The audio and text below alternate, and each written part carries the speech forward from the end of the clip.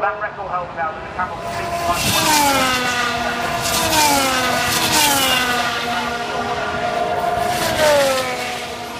Hello everyone, welcome back to the Grand Prix Podcast. I'm Elton. This, as always, is Mr. Andy. Hello, Mr. Elton. How are you, mate? You alright? Oh, I'm good, thank you. I have an alcoholic beverage in my hand. I watched a relatively entertaining race earlier, and yes, it is all good. Good, man. I'm guessing a White Russian. My God, man. You've got cameras in here or something, haven't you? Spying on me. I knew it. Oh, it's like a child's drink for a man. It's an alcoholic milkshake, mate. You can shame me all you want. I cannot, for I have much alcohol. It's not right, mate. It's not right. It's alcohol and then like milk. What the hell? You say it's not right, but it's very right to me right now. Bless your little cottons. So, we're here to talk about the Belgian Grand Prix, apparently, and not alcoholic milkshakes. Right, so it's early days. Let's see how the evening takes us. Yeah, might course correct into a certain point, but yeah, well, we're gathered here to talk about the race. Ooh, maybe I should start calling this a Sirotkin. The Sirotkin. I'm drinking a Sirotkin. It's a White Russian. Oh, Jesus. Jesus Christ. Oh, thank you. Anyway, so yeah, Belgian Grand Prix, initial impressions. What did you think? I'm guessing you kind of enjoyed it. It was all right. It wasn't the best Belgian Grand Prix we've ever had. It wasn't the best race of the season, but it was good fun. The thing is, with the Belgian Grand Prix, I think everyone is hoping for a first corner incident. Yep. And we got one. And I was like, okay, there you go. Yeah, it's nice little crash at the start. No one's hurt. It's nice and spectacular. Some things went flying. Yep. That's kind of it at that point. It's like, okay, we're cool. So next year, everyone. Okay, great. Bye. I do love the circuit at Spa though, because guess what? You won't believe this. Guess what? Come in. Go on. You can overtake there. I know, man. I know you can, can't you? My God, cars were over, but there was a car in front, and then it was behind, and it was like, what has happened? For the car behind is now in front. How can this be? And then the next lap, it swapped around again. Witchcraft. Yes, I was going to coin another phrase from another show, but I won't, because that they won't know, but I won't anyway, just in case. I think it should though. No. Witchcraft is good enough for us. Okay, fine.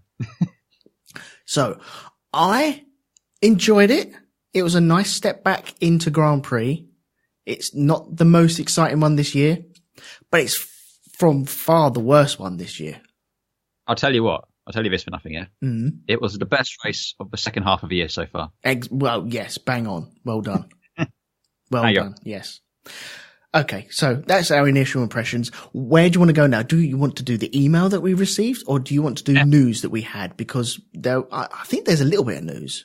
There has been news, and if anyone didn't catch the last podcast we put out, which I think we labelled as #blessed, you should all go and listen to that, because I'm not going to lie, that was a pretty good cast. But there's a lot of news in that cast, which we might touch on a little bit, because some of that news relates to this. But no, I'm going to start with we have fan mail. Would you call fan mail? Fan mail? No, someone accidentally emailed us, I'd say. Someone accidentally, someone had Siri on, was ranting about the cast, it accidentally recorded it and sent it to us. Yeah. And we're going to read it. And if you too would like to send us your feedback, your fan mails, your emails, your threatening letters, anything like that, the email address is boxboxbox@grandprixpodcast.com. Excellent. And if you're really clever, you can about to send it, and as you go to click send, all of a sudden it goes, no, stay out. You don't have to send it then. It just goes, no. So yes, this is a letter. Oh, it's an email, an electronic letter from Owen Frampton, with the subject title suggestions. I love your pod. Two more than casual fans like myself, and I do love the fact that you ramble on and explore topics that other mainstream, did you hear the finger quotes there? I hear pods don't touch because it's not worth it. Have you ever thought about an unedited/extended version? Also, a topic for you. How awkward/difficult is it for a driver to announce he's leaving a team midway through a season? Would a transfer window, like in football, be better, or a set period where the market is open for all free agents, like NBA/NFL, where if a driver isn't under contract for the following year, all business is done over a month period. And should this be mid-season or after a season is over, to get people talking about the sport when racing has finished. Hope you can include, once again, love the pod, Owen Frampton, and as is tradition on any podcast of which Elton is taking part, sent from my iPhone. There we go. There you go. So firstly, I just wanted to address the have you ever thought about releasing an unedited/extended version? My dear boy, if you think this is edited in any way, I shudder to think what an unedited version of it would be. But there are precisely 2 cuts which get made to this. Yep. They are as follows. I need to take a break now to take a piss. I need to take a break now to get a drink. Usually followed by a short period of silence while one or both of us is away from the computer, followed by us sitting back down saying, "Are you there, mate?" And then silence until the other one comes back. That's it, isn't it? Pretty much it. Occasionally there is wait, I've got to go, and you stomping upstairs to yell at a person stealing all your internet. Yep. But that is about it. Yeah, that's around about it, I think. Sometimes, if you're lucky, hang on, what is the time now? Oh, it's right. It's 9:20 now. Sometimes you can hear my watch bleep when I forget to change it or turn off the alarm for the hour, because I'm a massive kid in that respect. And hang on, I've got no, I'm not going to turn it off now. Sorry. But anyway, yeah, sometimes you can listen to it and it is roughly an hour. So we don't cut ums and ahs out. This is us talking. This stream of consciousness is pretty much it. Yeah. That's it. That is it. But I promise you, if we ever do just ramble on about absolute nonsense at some point, we'll put something out there. Maybe we should, on the Patreon, we should have the cast where we just don't edit out the toilet breaks. We can call it like the uncut edition. We could. Yeah. If they want it, all they'll hear is like me stomping off and closing the door and then sitting down in like a wiggly little chair. So I don't know. There's not much more we could not cut off the, "Hello mate, are you there? Is this working? Has my wire been plugged in correctly?" We could put that on there, but there is the way we traditionally start the cast, which I don't think people generally listen to, which is one or both of us saying, "It's going to be a short one tonight." Yeah. That's got to be on a t-shirt soon. That has to be. Need it on a t-shirt. But yeah. I'll tell you what, let's get away. Let's get back to the other question in Owen's email. Yep. About driver transfers. Because obviously we've had a couple of announcements driver transfer wise. Silly season is kicking off in full string at the minute. Yep.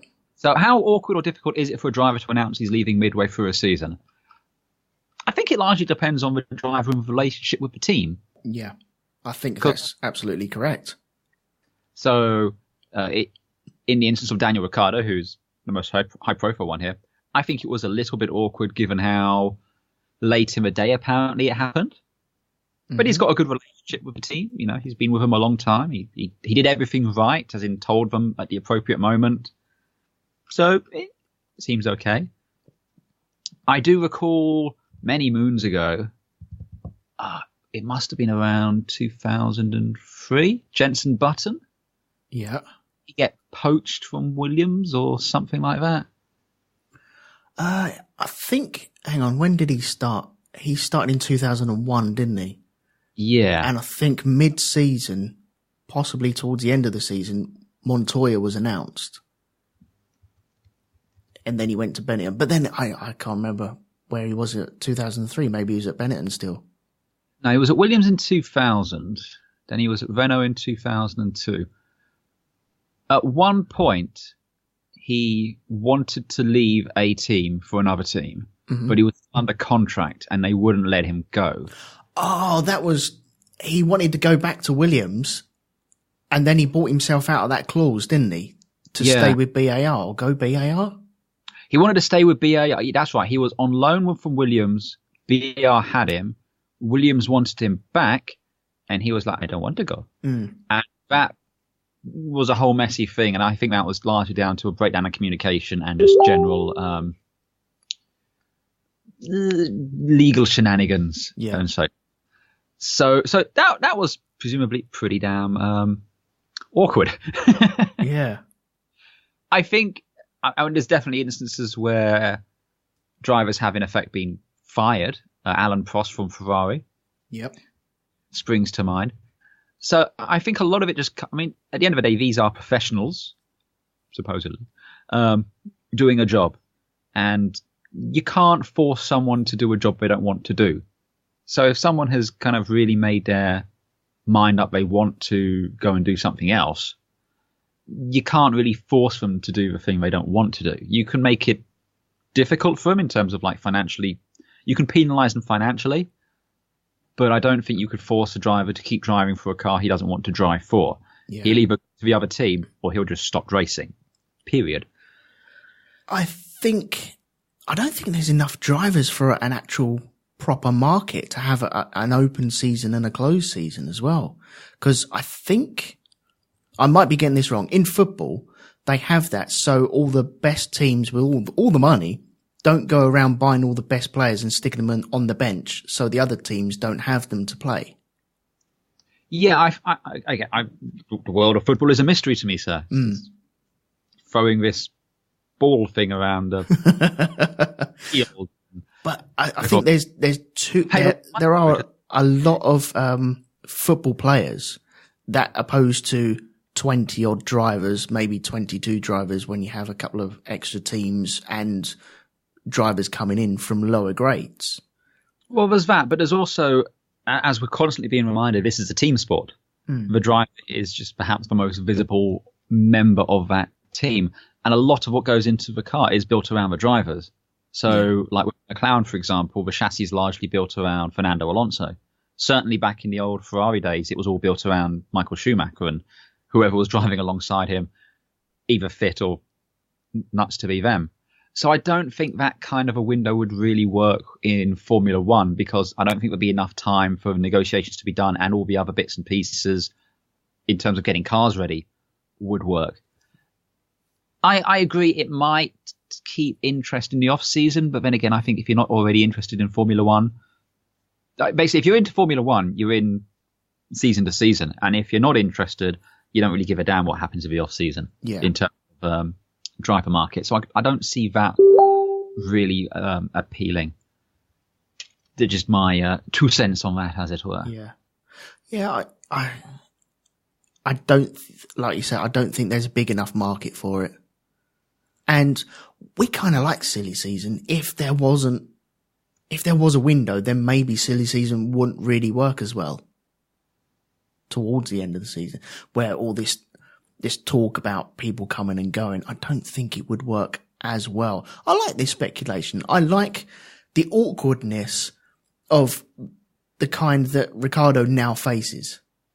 I like that as well. And I also like the fact that something like that can come completely out of the blue. Whereas if you have a designated season, the thing you have to remember with that is people are still talking all year round. They just can't sign on the dotted line until the season arrives. So it would mean as once the season starts, all the big announcements come out on day one. And that's kind of it. Whereas in this time, you could be completely blindsided by Ricciardo suddenly saying, I'm off to Renault. Oh, also, you need quite a time for the driver to have his fit in and stuff like that. You can't have him getting fitted in for Renault and then denying that he's moving to Renault, and then all of a sudden have like the announcement of, oh, you're going to Renault, are you? Oh, okay. Yeah, we kind of know because you was having a seat fit in the other day. So, yeah, that's not news. So I like the news as it comes along. I like the awkwardness that people face. Obviously, Daniel Ricciardo's now not going to be going around the factory and seeing all the ins and outs of what's happening next year or the rest of this season. Yeah, I mean, he's not going to be doing any more testing for Red Bull this year. No, that's not going to be happening, is it? Mm-hmm. So I'm kind of surprised they're not actually putting Gasly. Oh, well, no, you couldn't put Gasly into the free practice one, really, could you? That's kind of pointless, isn't it? Well, I don't know. Yeah, Ricciardo has a contract to race this year, and that goes both ways. You know, Red Bull can't exactly deny him that without good cause, without paying him a lot of money. Yeah. So I imagine, and again, you know, they have a good relationship. They're sorry to see him go, but it's the same kind of way when Seb went. It's reached the end of an era. It's time to go.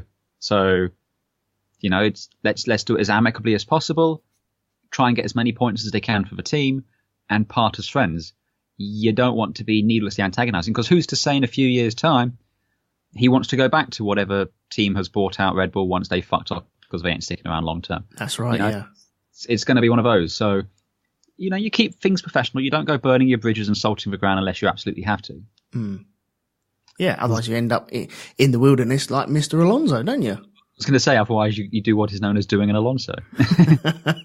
Just burning bridges, and he ends up on Alonso Island all by himself with no way to get off of it at all.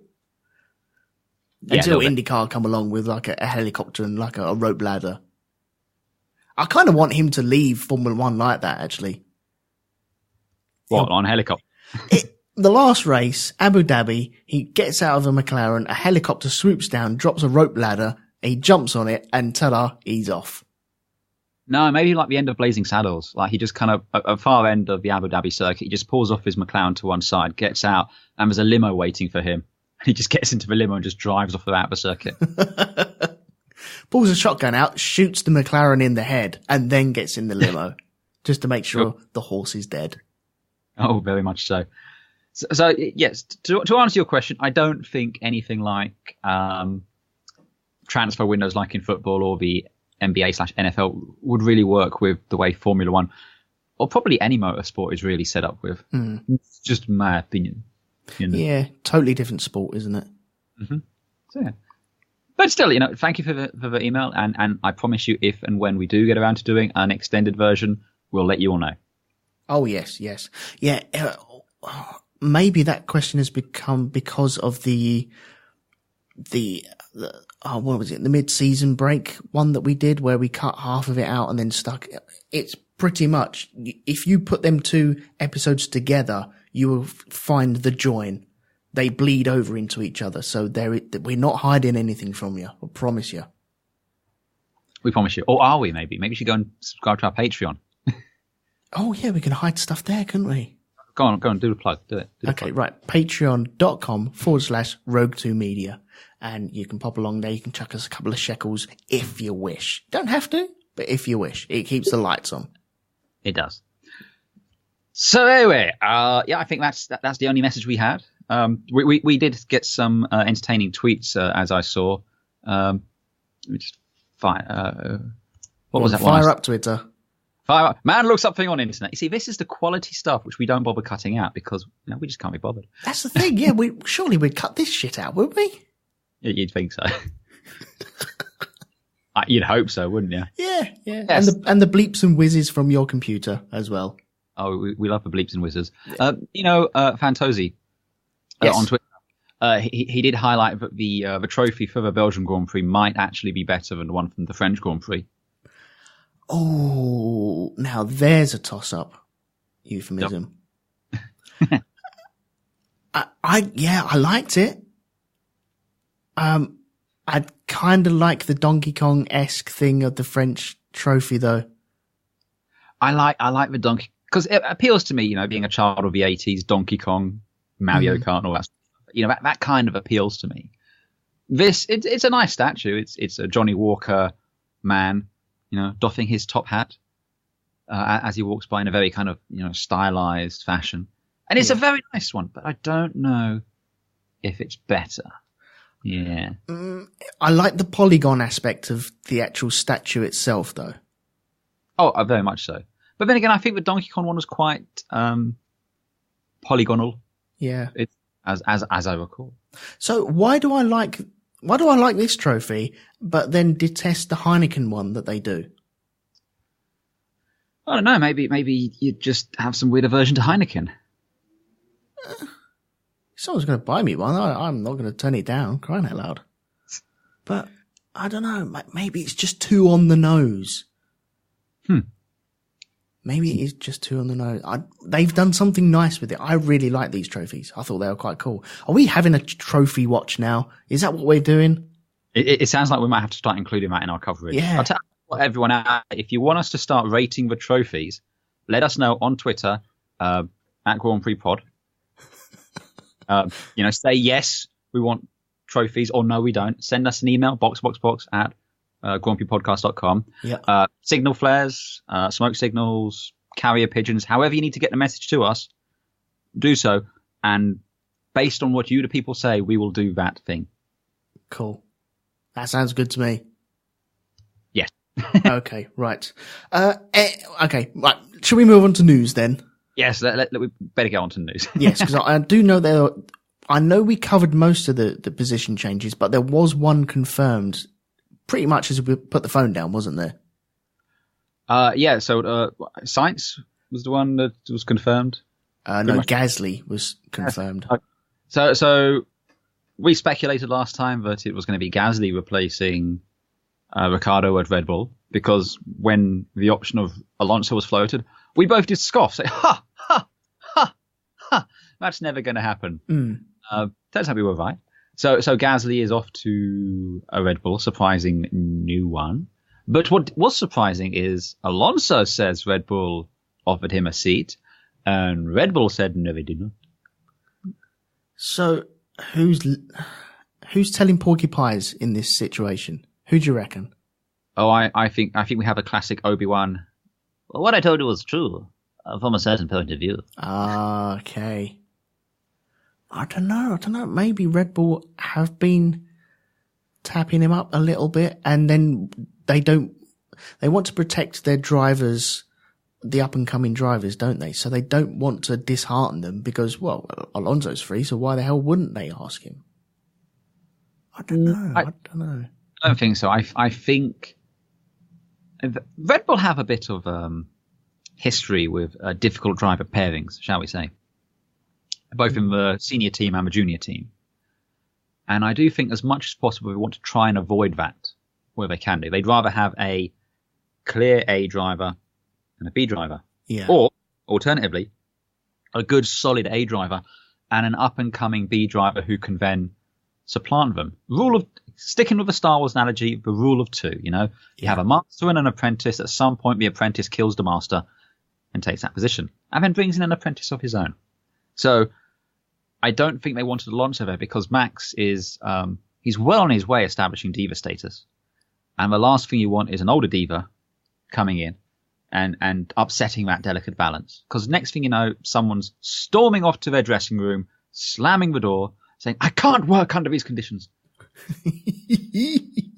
and things to that thing. So I don't doubt for a second that a conversation took place. But I don't think the conversation went far beyond. It might well have gone something along the lines of, and it wouldn't have been between Alonso and Christian Horner. It would have been a representative of Red Bull and Flavio Briatore, probably. Yeah. Where the Red Bull person would have said, so is Alonso available to race next year? To which Flavio would probably say, no. So then Alonso could say, well, they offered me a seat. No, they asked, is he available? There's a difference there. Yeah, okay. I'll see where you're coming from and see what's happening here. Okay. We're certain point of viewing this a little bit. Yeah, that's right, yeah. Alonso is not a good fit in Red Bull. He's not a good fit on a marketing standpoint. Can you imagine the fallout if he gets into a Honda and that thing breaks down on the first race? I mean, he is not going to play the political game. He is not going to play nice in that sort of a situation. And he's quite right. Red Bull are not going to win races at the minute. Well, at least win championships at the minute. No, they're waiting for a certain track to turn up, aren't they? Yeah, but effectively what I think here is they said Alonso's looked at his options and he goes, well, I can be racing to finish 7th or 8th on a good day if he's lucky, you know, McLaren, but you know, or I can be racing to finish 4th or 3rd, but I'm not winning in either of these cases. And that's what he wants. He wants to win championships. He can do that in WEC, and he can potentially do that in IndyCar. So, again, he's not quitting. He's taking a hiatus. He's leaving the door open. The thing is, he might well be an attractive proposition in 2021 when the regs all completely change, because your experience in the car from the previous years kind of counts for zip at that point, because everyone's at square one. That's right, yeah. If the new regs come in and they suddenly say, you know, oh, this, you know, the McLaren suddenly looks competitive for whatever reason, he might suddenly go, hello, and all of a sudden he's back in the car. I mean, I they've signed Sainz on a 1 year? I think it is, yeah. Yeah, so everyone's just keeping their options open at the minute. So we also don't know what's going to happen down the road, do we? We don't know. Vettel might throw his toys out the pram. #blessed might come out. We don't know. There could be a few options there. That's hitting iTunes November. We can go down to our price in November and book out a copy. On the podium, David Coulthard's down there in the Park Ferme sort of thing. Comes up to him and Hamilton's going to say, "This is great. I just want to announce my retirement and my album Blessed #blessed is out from all good bookshops." I love that. Yeah. So, and if you're wondering what the hell we're talking about, you should listen to the last cast. Yeah, listen to the last cast and go along to facebook.com/Grand Prix Podcast as well, because we put all the photos up there. I think they're on the Twitter feed as well, aren't they? I'm not going to lie. We did consider just quitting after that because we figured we peaked at that point. We're not going to do better than that. Yeah, kind of. Although some other people did come up with some awesome names of tracks, and it nearly did turn into a double album. So the greatest fans, man. Yeah, I love it. All right, I'm going to stop ragging on him now. We had a bit of fun with that, but yeah, he's still an awesome driver. So there's that. Let's see what else is news-wise. So I mean, basically, the thing out of the Alonso Red Bull thing is Alonso wants an apology, which he's never going to get. Nope. And Christian Horner said it just didn't happen. So fine, whatever. Let's draw a line under that. Let's talk about Force India? Or what are we calling it now? Racing Point Force India, I believe. Well, the team that have bought them out is called Racing Point, but they're still racing under the name Racing Point Force India, and the team itself have explicitly asked everyone to call them Force India until the end of the season, which I think is fair enough. Yes. So they're racing under Force India, so I think we just call them Force India because they haven't changed anything, have they? They haven't changed sponsors. I was going to say, if it looks like a Force India, if it drives like a Force India, if it smells like a Force India, surely it is a Force India. Pretty much. But what has happened, and this is going to get a bit convoluted and caught up in the stupid, crazy rules that are Formula One and prize money, is they have had to take a new entry. So as far as the sport is concerned, Force India ceased to be, and this is a brand new team. Yeah. Racing Point Force India. Now, this has caused a little bit of controversy with a couple of teams, one team in particular, who think this is quite unfair because, they had to go through a lot of rigmaroles to set up and get established. Now, Force India, Racing Point Force India, have decided because they are a new entry, they are going to forfeit all of their constructor points to date, and they are going to forfeit all of their potential money to date. But in return, they've been granted a entry for the remaining races of the season now, and any points they earn from now will go towards the championship, meaning they can potentially earn prize money from this point onwards. Yeah. Which is very convoluted. But we also have a little bit of pettiness with certain teams going like, well, if you're a new team, you should be down at the back of the grid and the bottom garage. But as was explained by Ted in the notebook, the teams have already gone around to all of the races up until about Japan, laying in all their fibre optic networks into the garages. And to move Force India down means everyone below them has to go and rip all their fibre optics out and move them up one. Yeah, that's right, yeah. So that's effectively not happening. A lot of this basically comes down to Haas throwing a bit of a wobbly about this. They're saying it's not fair. And while I can understand that, they're their closest rival at the minute, and they don't want to make it easier. They want to make sure they beat them. And what happened with Haas, I can definitely see why that wouldn't be fair from their point of view. They came in and they're not allowed to earn prize money for like the first 2 years, and they got to finish in the top 10 and all this sort of stuff. But a lot of that was Bernie's rules. And, Bernie liked to screw over the new teams because he was Bernie. Of course, he wanted the money, didn't he? You want all the monies. But it's important we don't lose sight of the fact that there was, 400 odd people at Force India? Mm-hmm. They get to keep going to work now because of this. There's another team still on the grid because of this. So, no, I'm in favour of what Formula One has done. It's nice that they've been kind of sensible about it. I just kind of wish Haas would stop having assault, basically. It has really worried a force of 400 people, hasn't it? Haas wouldn't want their staff to go through what Force India have just gone through. From the outside, for me, it just looks like they've changed their name and a little bit of news was created around them and there might be some driver movement now. But internally, I imagine it was like a tornado running through the offices. So I think that is deterrent enough to try and get into administration. What Haas are doing,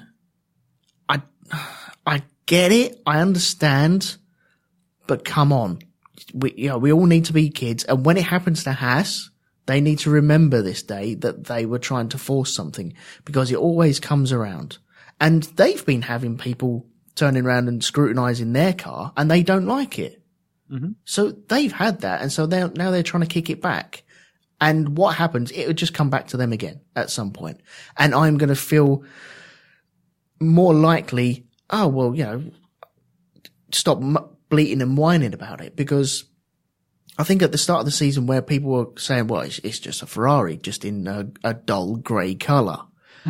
I was kind of on their side as to, well, look, you've bought the stuff, you've legitimately got all the stuff, stop moaning about it. But now, because they've kicked off, I'm more likely to, well, okay, let's kick you a little bit. Let's see how you like it.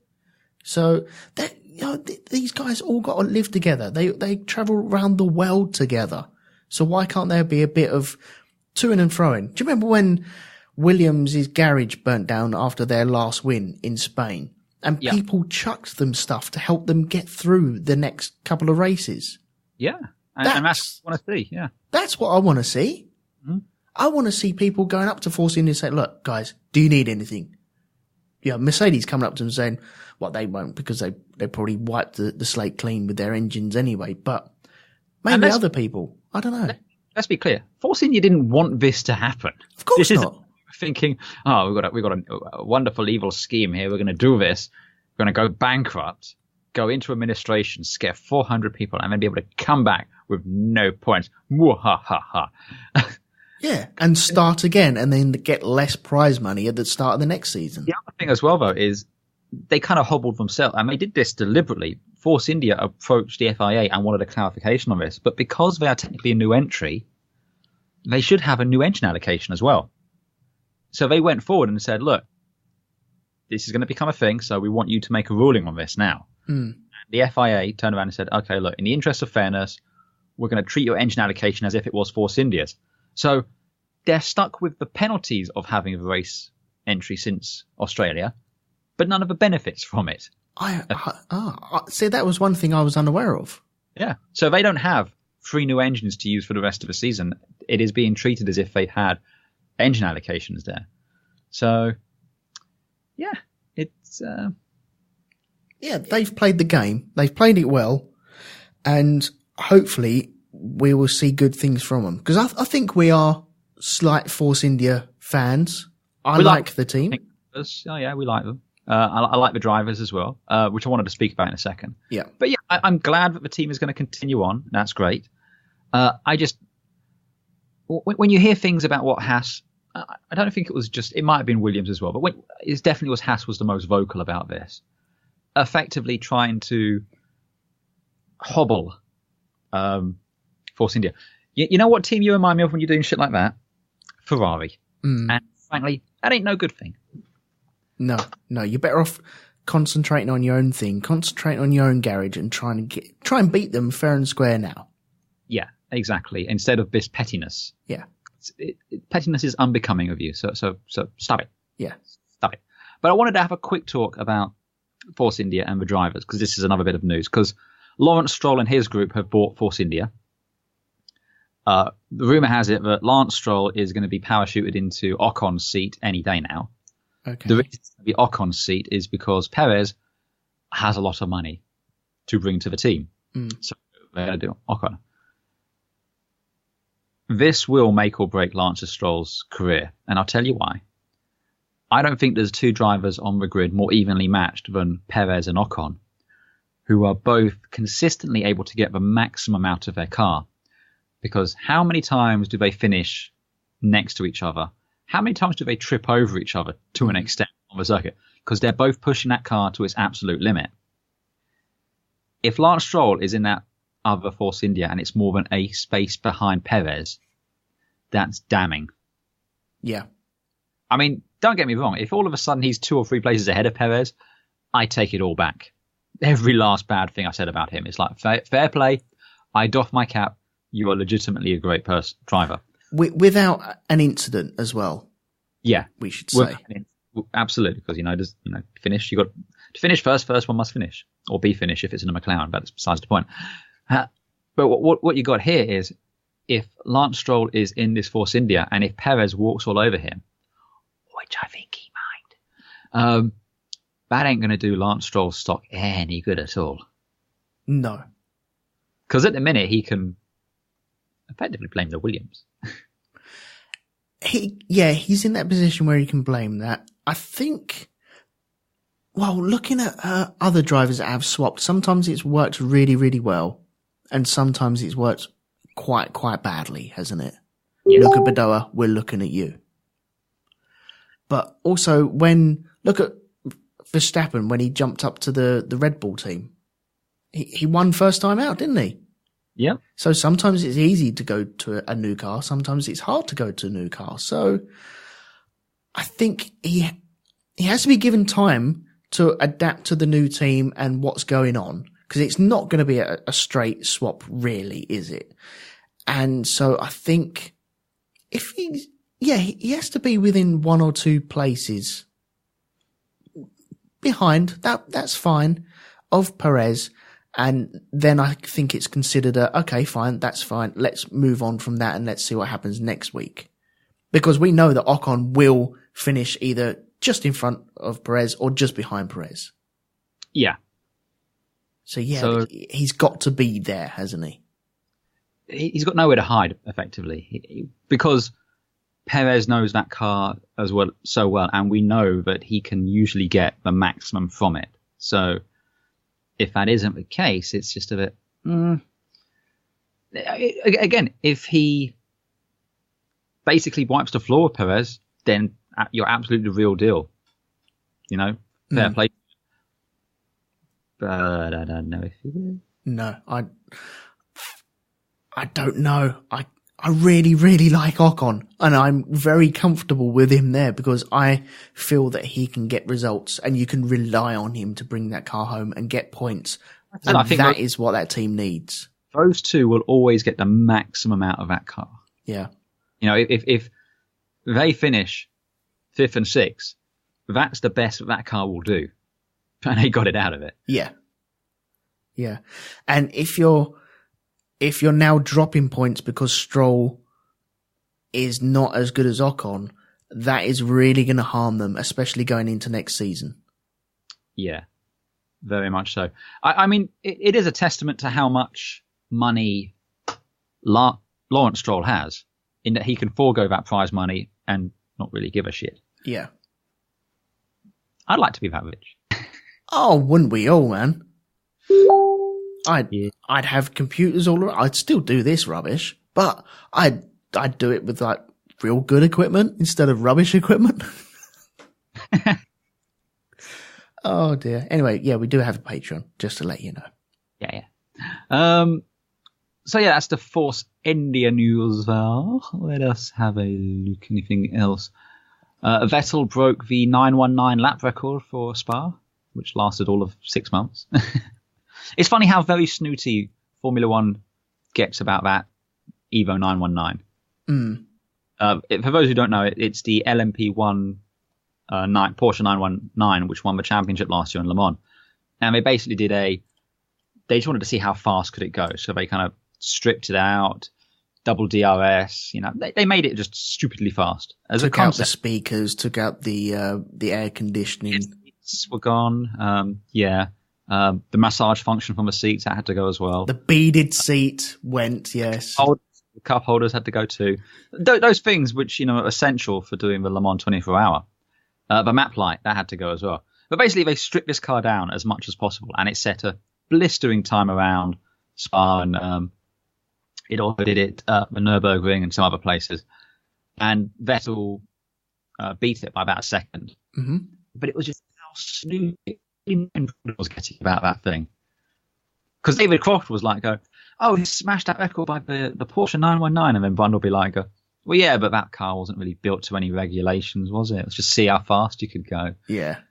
It's like, yeah, that's what was so cool. Exactly. It's kind of like a cocaine fueled car. A little bit, yeah, a little bit. You just put a white line around the circuit and let the thing go. Yeah, let it just follow it. It's like them kids' toys where you're drawing the line and the dump truck follows the black pen that you've just drawn. Oh yes, yeah. I think that's about it for news. Not so much news, but as random speculation. But the buzz in the paddock is Kimi will be getting an extension on his contract for next year. Surprised no one. It surprised me a little bit. I honestly thought they might go with Leclerc. Right. Nope, he is staying at Ferrari. And I think that's largely down to Vettel effectively saying, I want Kimi. Yeah. So, yeah, that's about it. Any news that I missed, or we think that's everything? No, I can't think of anything off the top of my head. I haven't written anything down. Oh, I do have one. Well, it's not so much news. I just want to follow up something from last week. My brother sent me this information because he listens. Hey, Chris. We were speculating, does Fernando Alonso have a museum with his cars? He does! Apparently, if you go to Fernando Alonso's go-kart track, there's a museum next door to it, which has all of his Formula One cars and his Indy car. So I'm sure at the end of the year, his Toyota LMP1 car will be there too. Oh, brilliant. Yep. Whereabouts in Spain was this? Oh, you have to ask me awkward questions like that. I do, yeah, because my father-in-law lives out in Spain, so if I can pop along. Okay, here you go. It's probably nowhere near where he lives, though, I imagine. It's called the Fernando Alonso Sport Complex. Catchy name. And it is in Lanera? Lanera.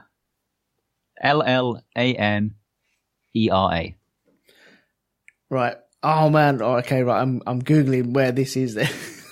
Oh, see, this is the stuff which doesn't get cut out of his cars. Yeah. Okay. LA. Sorry. Okay. Right, now spelling tests on this. Okay. It's double L. Yeah. AN. Yeah. ER. A. Yes. Oh, okay. Cool. Spain. Let me zoom out. Oh, it looks nice. Oh, it's flipping miles, man. Anyway, there is a go-kart track there, and Fernando Alonso has a museum there with all his Formula One cars and his Indy car, and soon to be his Toyota LMP1 car. I'd like to imagine that he sometimes just pulls one out and races around his go-kart circuit while there are kids on their go-karts, because he's Fernando Alonso. Top man. I'm not popping over there at all. That is on the other side of Spain to where my father-in-law lives, so not a chance. Seriously, Elton's father-in-law, you had one job and you moved to the wrong part of Spain. Yeah, you did. Yeah. Shame on you. Oh well, won't be visiting him this year. Right, shall we get on to the actual race itself? I suppose we should. I think we've blathered on here long enough. Okay, right. Well, I'm going to jump into free practice. There wasn't a lot to talk about at free practice until free practice 3 kicked in, where we had Van Dorn and Bottas almost coming together, or a kind of miscommunication. The problem was the McLaren was so slow.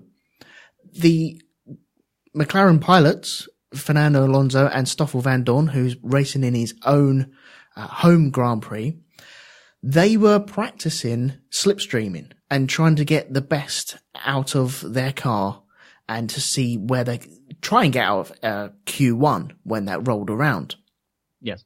And at one point, they came across Bottas, who Bottas kindly moved over for Fernando Alonso at the source and going down to Eau Rouge and Radion. And at the top, coming up just after Radion, the McLaren of Stoffel Van Dorn was towing behind Bottas. Now, as you come out of the corners, and you normally sweep to the left-hand side for the next right-hand turning at the very top of the hill. And Bottas was just following this normal line, where Stoffel Van Dorn thought, well, what I'll do, I'll try and go around him on the outside, because he did have a lot more speed than Bottas did. I think he was compromised by Alonso. And it was a miscommunication, misjudgment. Bottas didn't see him, so he followed his normal line, pushed Van Dorn onto the grass, bounced him across, and he ruined the back of his car.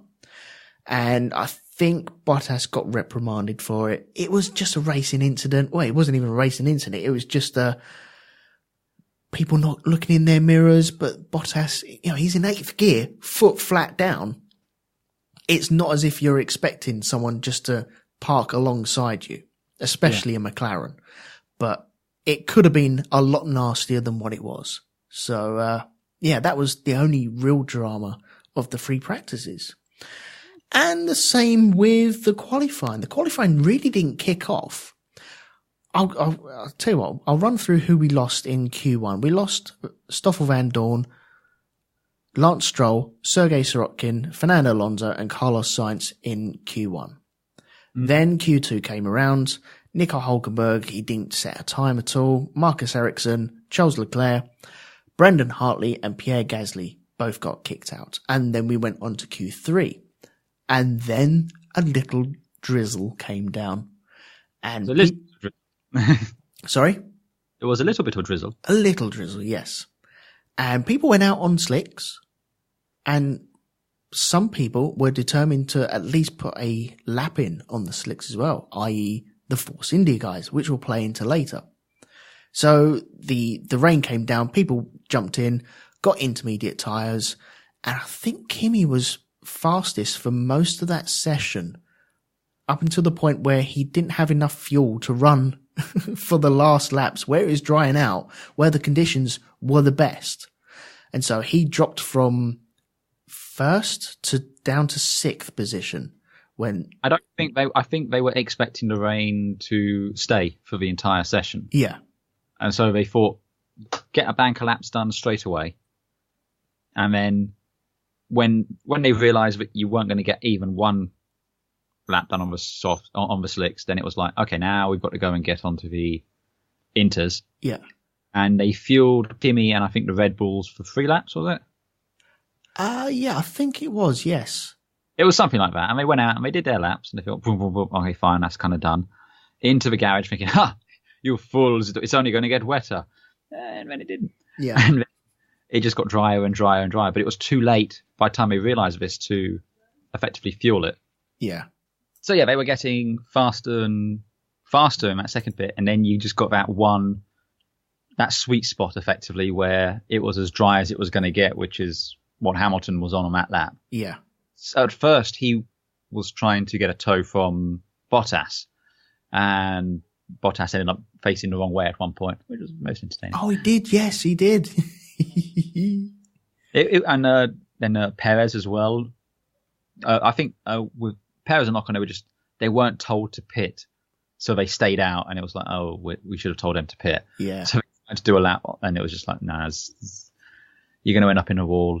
And yeah, it was entertaining. A bit of rain at the right place, just about the right amount of rain as well, just to make it interesting, to spice it up, just a souchon, which was nice. That's right, yeah. Perez nearly ended up in the barrier, didn't he? He very, very nearly did. Can I venture an opinion or solicit one from you on something here? Yeah, go. So, 4 drivers, Bottas, Hülkenberg, Sainz, and Van Dorn, all received 30-place grid penalties for exceeding their power unit elements. Mm-hmm.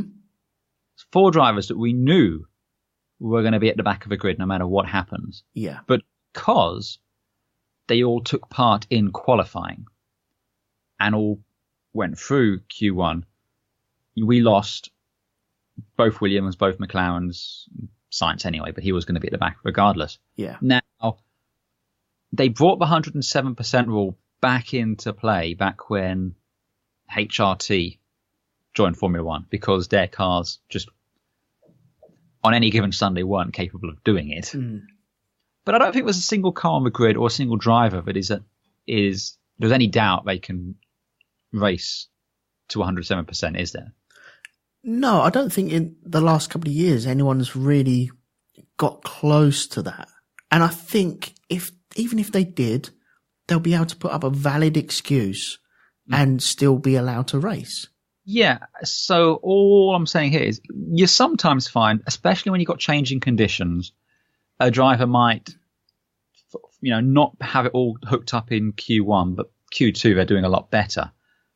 It does irritate me a little bit, but those 4 drivers were allowed to take part in qualifying and effectively take slots further up the grid to stop other drivers going into the higher session and potentially giving them a higher starting place.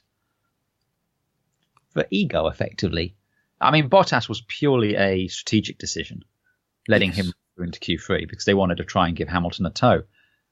I'm just wondering if they're going to insist on these 30-place grid penalties, where you're starting at the back of the grid no matter what. Maybe they should just say, you know what, you don't have to worry with qualifying. We know you're fast enough, but since you're going to be at the back anyway, just it's fine. It's fine. Let everyone else see about getting into Q2 or something. Thoughts? I kind of agree, yes. Up until the point where there's 5 cars that are definitely going to be at the back of the grid, and then you null and void Q1. Yeah. But even so, it doesn't particularly matter, because all that happens is, so say... But then again, they have to set a time anyway, wouldn't they? Well, you say they have to set a time, but we know... I mean, usually when they have the 30-place grid penalties, it's usually in the order they were issued to them. So whichever team declares this is one of the reasons why they usually telegraph it in advance, because if I say I'm taking a 30-place penalty now and then you say it after me, you're behind me because I declared it first. Yeah. So if we had 5 drivers turn around and, said, oh, we're doing engine swaps here for strategic reasons, blah, blah, blah, blah, blah, and all that jazz. Fine. But then, Van Dorn, Stroll, Sorkin, Alonso, and let's for sake of argument say Sainz, they can't take part in Q2 and potentially do better if the conditions had changed or if they got something hooked up or something clicked and had a chance of qualifying higher up, because cars which are patently going to be faster, Mercedes is always going to beat a McLaren, has done it, despite knowing that, they're going to be at the back. I mean, look at Nico Hülkenberg. He took part in Q1, got into Q2, and didn't run again. Yeah. No point. That's right, yeah. So knowing that he'd be dropping back. So I just think maybe it's time for the 107% rule to once again return to the depths of sunken Relay, the place Cthulhu comes from, to slumber for another 1,000 years, or until they bring in some new teams which aren't capable of doing it. Yeah. Yeah, possibly. Everyone likes the idea of someone creeping up, like the Force Indias did in this qualifying session, and popping up in 3rd and 4th. You're like, oh, hang on, where did that come from? But I think Mercedes have a right to run Bottas and get him into the Q3, just in case. Let's say Pierre Gasly, who finished 11th. If Bottas didn't run, he'd have finished 10th and in the top 10 shootout. And on that changeable condition, you never know. He might have put it into 2nd position. Thus, it might have stalled or caused a problem for Hamilton in the very first couple of corners of the race. But to my mind, then that's more, again, impetus is back on the teams to A, not exceed your power unit quotas, period. Yeah. And B, not sign up for stupid 3 power units per season rules. Yeah. Because quite frankly, you tell me Gasly can qualify 2nd at Spa. Oh, please. Well, it was changeable conditions. I think anyone in that top 10 could have had the pole, couldn't they? Potentially, yeah. But if you take out Bottas, Hülkenberg, Sainz, and screw Van Dorn, he was always going to be at the back of it, whatever happened. But you take those guys out there.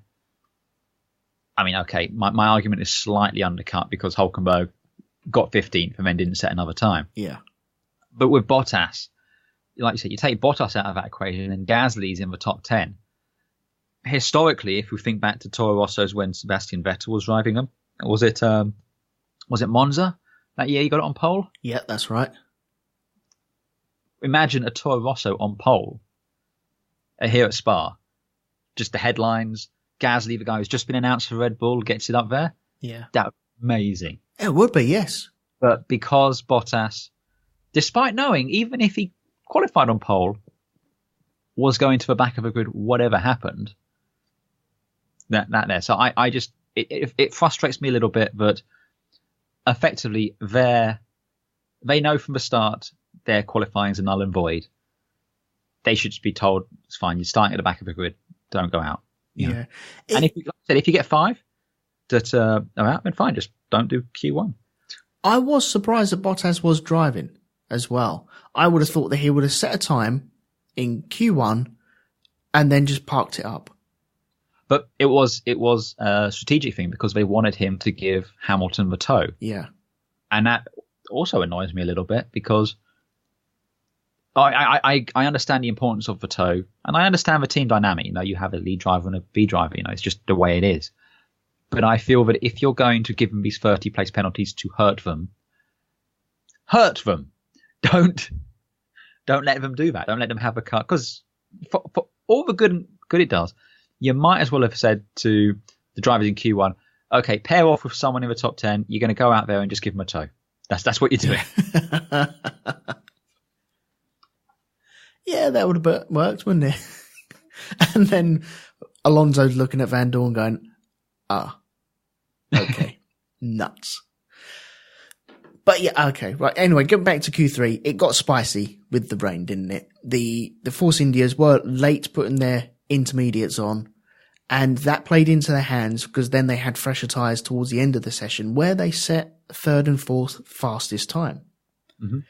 And we had Hamilton sliding off at one point as well. And it was very exciting, very dicey as to what was going on.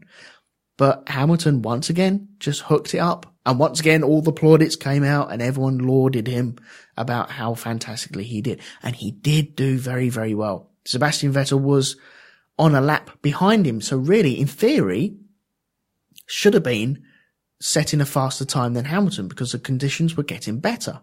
But he didn't. He kept sliding off. So his car control wasn't as crisp as Hamilton. And so thus Hamilton got pole position with Sebastian Vettel in second, Esteban Ocon and Perez in the brand new Formula Point Force India Mercedes. New team entry, third and fourth. Not bad, is it, for a first time around? It's not bad at all, no. Grosjean got fifth ahead of Haas, who are like scratching their head going, hang on, this new team's coming. What the hell's going on here?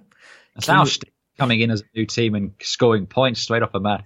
Kimi Räikkönen ended up sixth, which was a bit disappointing. Max Verstappen was seventh. Daniel Ricciardo was eighth.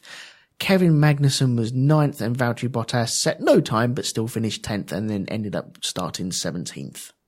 Yes, because as we mentioned, because they took engine penalties in various orders that they took stuff, it ended up with Bottas ahead of Hülkenberg, ahead of Sainz, ahead of Van Dorn. Yeah. At the back. Okay. So, the race. The race indeed, oh yes. I think this race is all about the crash at the very beginning, and there were some nice bits going towards the end. Pretty much. Like I said, I think certainly since 98, but I think always at Spa, the attention's always on the first lap, first corner. Mm-hmm. Is there going to be a crash? There was. There was a rather spectacular crash where Hülkenberg locked up his tyres, completely fumbled his braking point. Yeah. Speared the back of Alonso, which then kicked Alonso over the top of Charles Leclerc. Also, is that what swiped Ricciardo as well? Or was that a different? No, that was Alonso's nose cone and front wing swiping off Ricciardo's rear wing. But it was a spectacular crash. It carved open the side of a McLaren. Oh. Radiator fluid everywhere. But I think what's most telling here, and worthy of a little bit of discussion, is Alonso landed right on top of Leclerc's halo. Yeah. So, we haven't spoken about the halo pretty much since the Chinese Grand Prix, as we said we wouldn't, because we were used to it at that point, and who cares? Yep. But has this proven the point? Is it now a I told you so moment for everyone? Okay. There's marks on the halo. It appears to be tyre marks, and there's damage to the tub down the side of where the tyre / floor rubbed across the halo. That is pretty good proof that it prevented something. It's not saying that it saved a life. I just wanted to say, there's not only tyre marks on that halo, it's cracked. The fiberglassing is cracked on it. No, I don't think it was. It is, and I can prove it to you. I have photographic evidence right here, my friend. It's cracked. It's cracked. It's titanium and everything, but it's covered in fiberglass. Oh, okay, right, okay. So the glass carbon fiber, sorry. But anyway, I've just sent you a picture. Okay. This is off of the official Formula One Twitter feed, but have a look at that. Basically, to the driver's right, so right above where the wing mirror used to be. Oh, okay, yeah. I mean, that's not just a tyre. That has cracked. That came down with enough weight to crack that carbon fiber around the titanium structure. Right, okay. So there's a titanium structure inside that. You've got the titanium core, effectively, and then it's effectively covered in carbon fiber. Right, okay. Well, that's interesting. I wasn't aware of that. But that's a good shot. It's definitely tyre mark, though, isn't it? Definitely a tyre mark. It's not taking the paint off, and it's not exposing the titanium. Yeah. You can clearly see there, it's cracked it. There where it's done initial impact, and if you go along the front of the main wishbone, yeah, you can also see a crack down there as well. Right. Oh, okay, yeah. So that effectively took the full weight of a Formula One car, because it's still carbon fiber, it's still strong as fuck. Question. Yes. The little winglet that they put on top of the halo. Yeah. It's kind of not damaged though, is it? That's not damaged, but I think if you look at where it lands right in front of it. Right, okay. When they did, because while they were under the safety car, there was like a dozen replays, including a replay of 2012, which really spun me out one minute. I was like, cars don't look like that anymore. Smelling toast. But yeah, it basically went up and it came down and it hit where that crack is and effectively slid down the front of the halo. Yeah. And off to the side. And it's wiped out the wing mirrors on the right-hand side of the cockpit as well, hasn't it? Yeah, absolutely. And the winglets. Now, I'm not saying that if that wasn't there, it wouldn't have done what Coulthard did to, who was it? In Australia when he flew across the front. Oh, man. Was that Nakajima? Might be Nakajima. I'm not going to say it wouldn't have done that where, the car just kind of skimmed across the front and miraculously missed the helmet. Mm.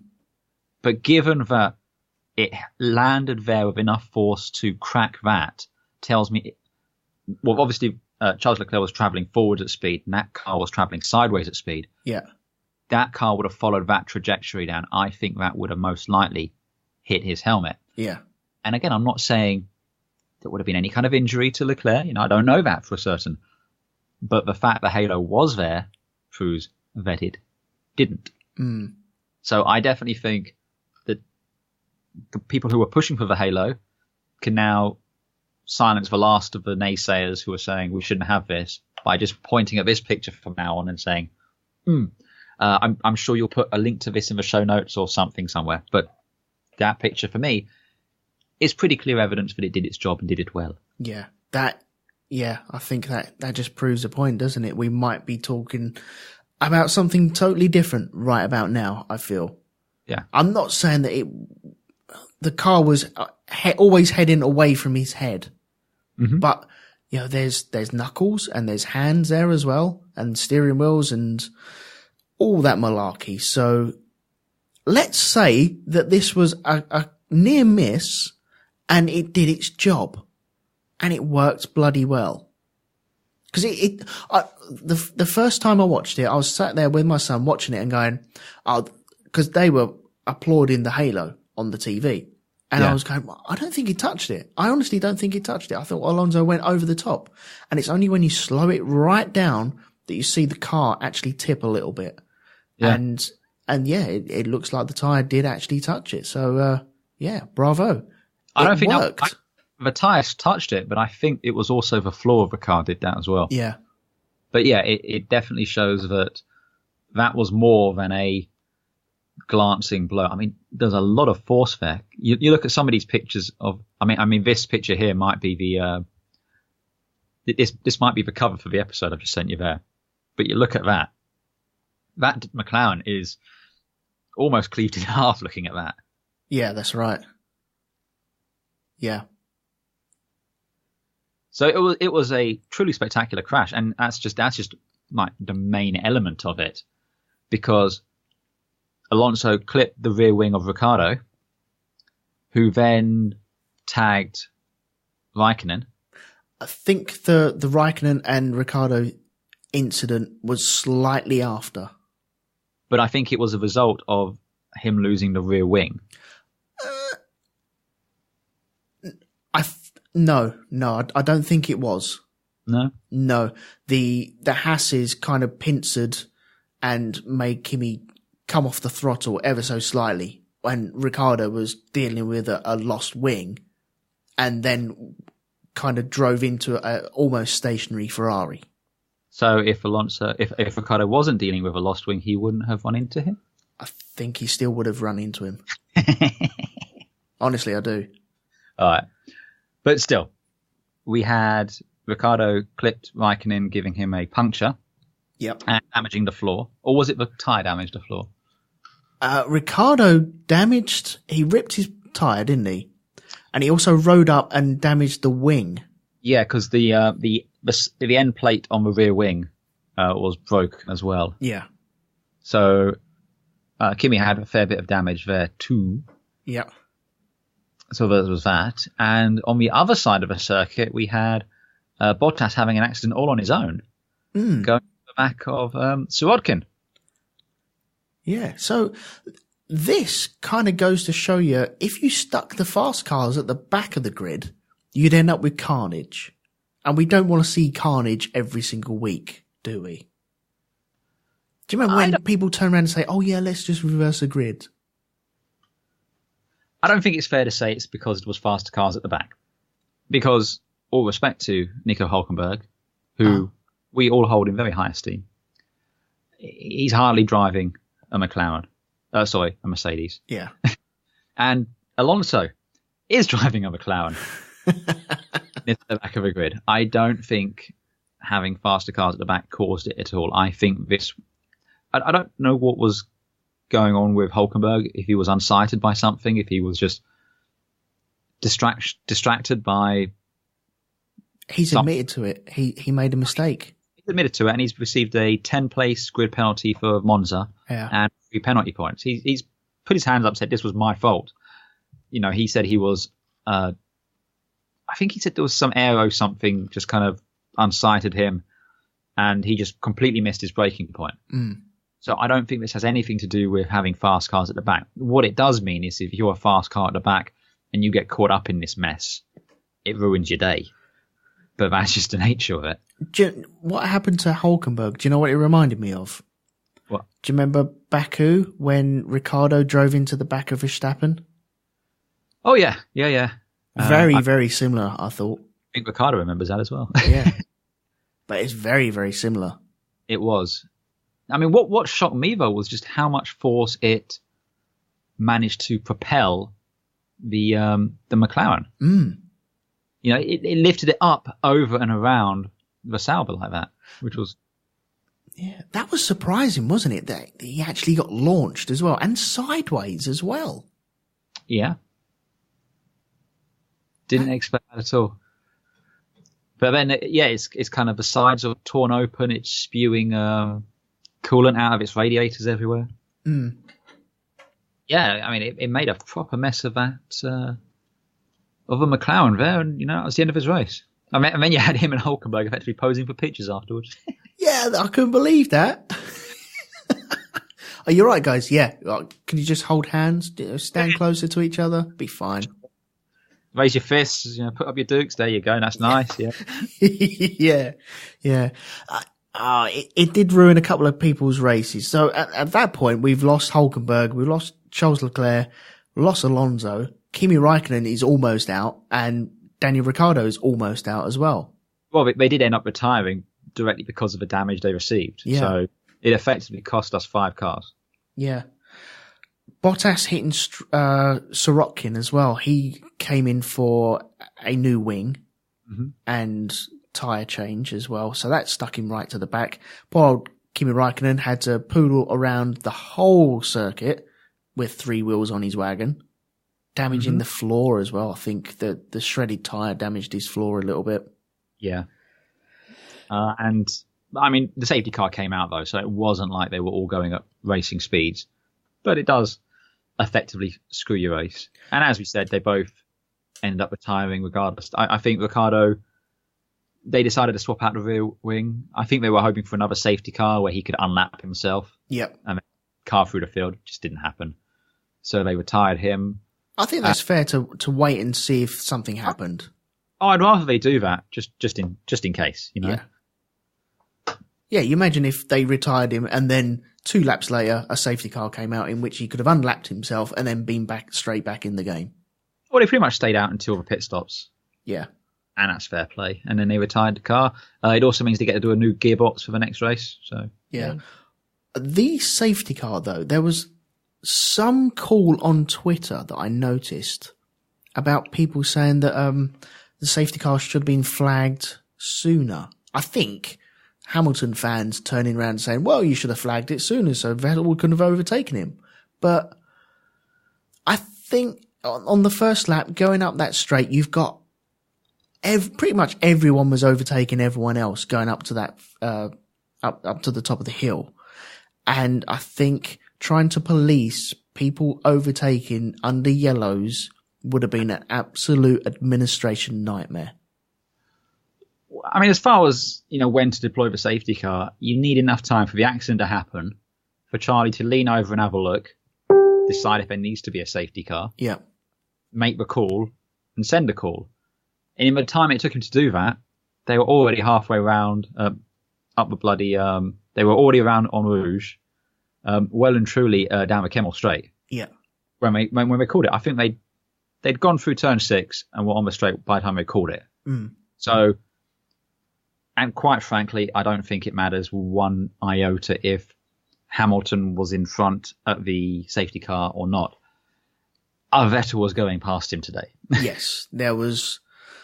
If it happened on the first lap or the 4th lap, 10th lap, it was going to happen, wasn't it? Because again, as we've established, here at Spa, you can overtake. Yes. So you can't use the argument of, oh, it's impossible to overtake at this circuit. That's why they won. No. Plenty of opportunities to do so. This ain't Monaco, baby, is it? This is the anti-Monaco. If I had my way, if I could replace Monaco with this, which just went to Spa twice, you know I would. That is one rule that might come into my future rules of going back to a circuit. Yeah.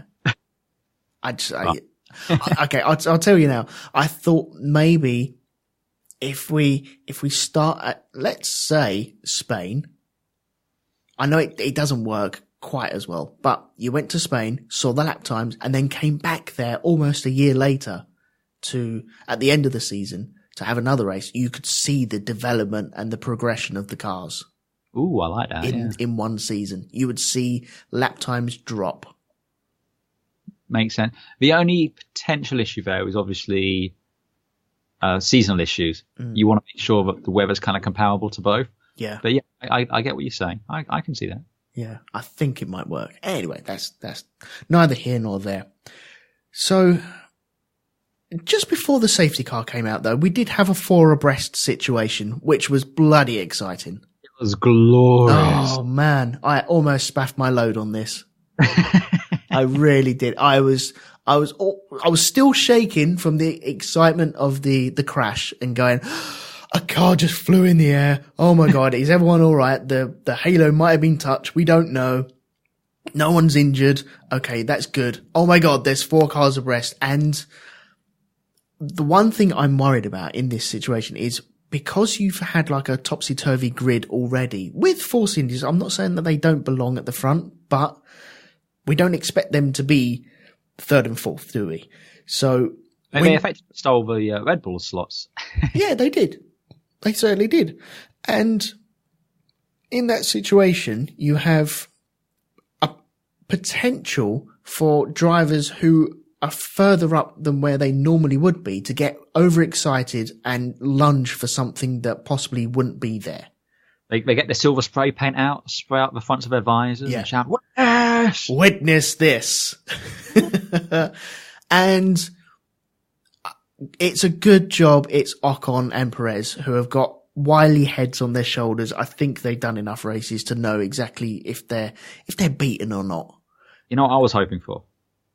I was desperate for. I was hoping that you have Hamilton and Vettel having their little fight, and all of a sudden the 2 Force Indias did that Schumacher Hakkinen move from 2000, was it? Oh, Zonda, wasn't it?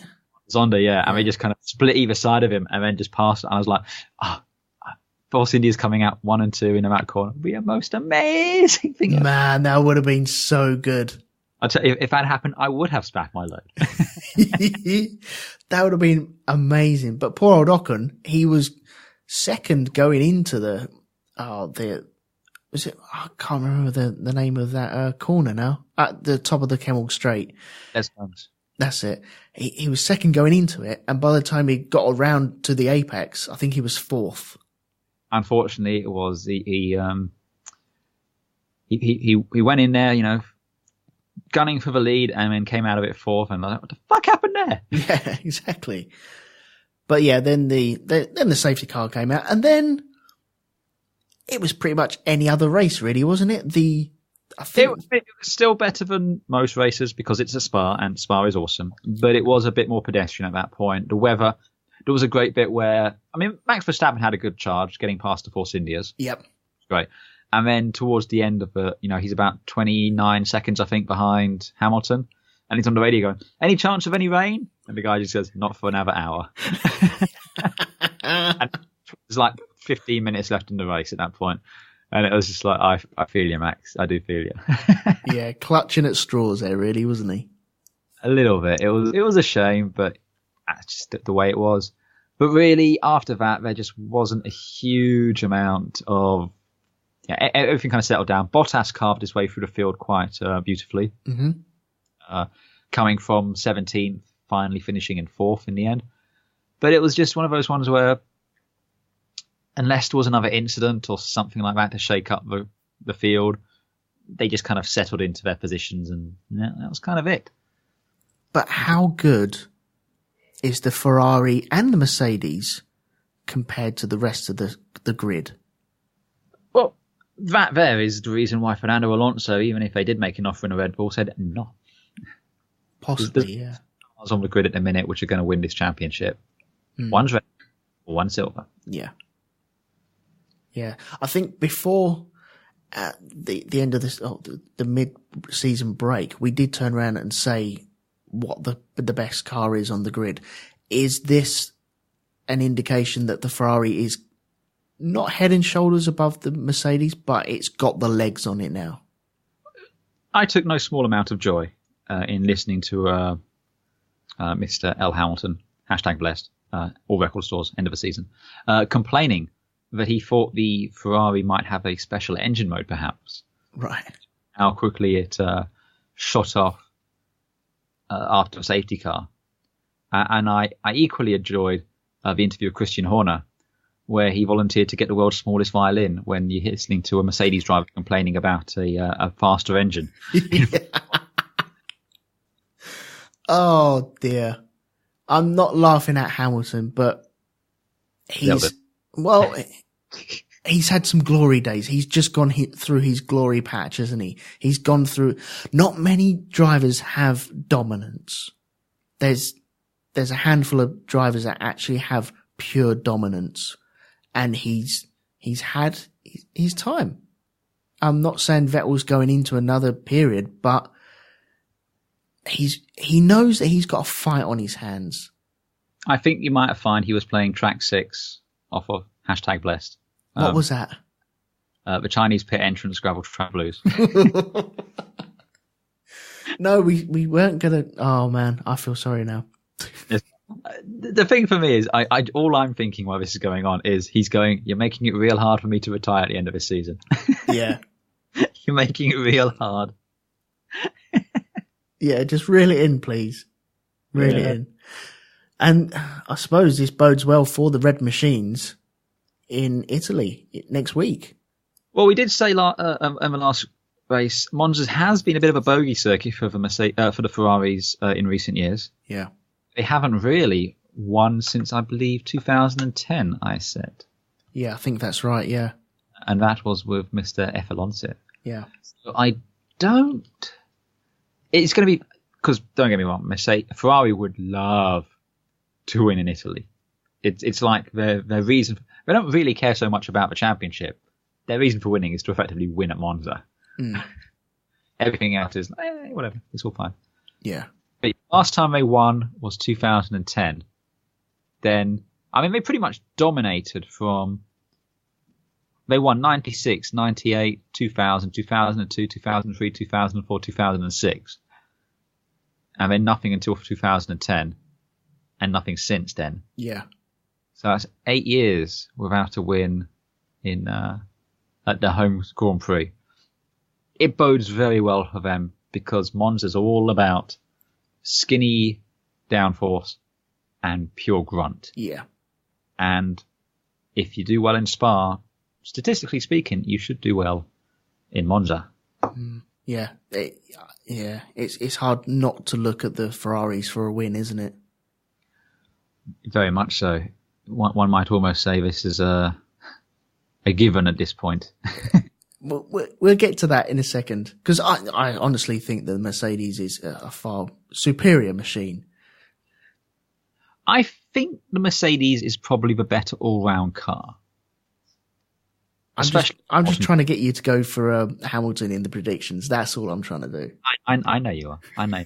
But since I'm pretty sure I'm still tailing you, I get to pick first. Up yours, sir. I'm cutting this call off now. But I do think the Mercedes is the better all-round car, especially with Hamilton driving. Yeah. But I think the Ferrari is a lot better at turning on its tyres, getting the most out of that. And I think if it's dry, the Ferrari, if it's dry but not too hot, I think if it's too hot, it might go through its tyres a little bit quicker.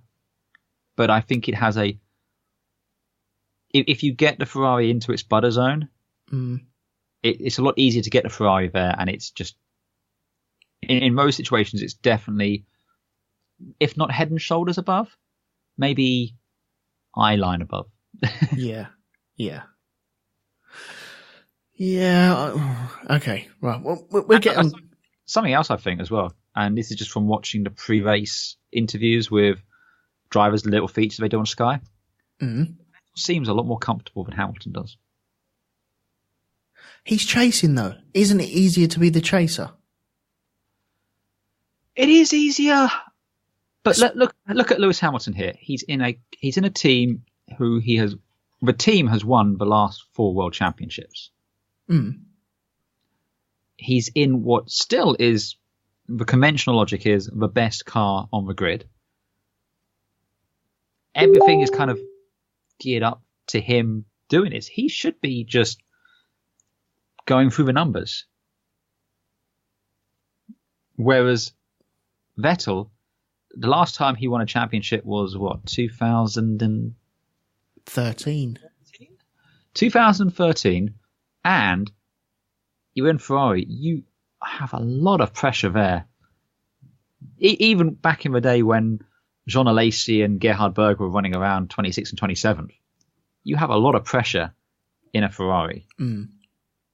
He just seems a lot more comfortable there. The interplay between him and Raikkonen in that silly car challenge thing, they just seem a lot more chilled. Yeah.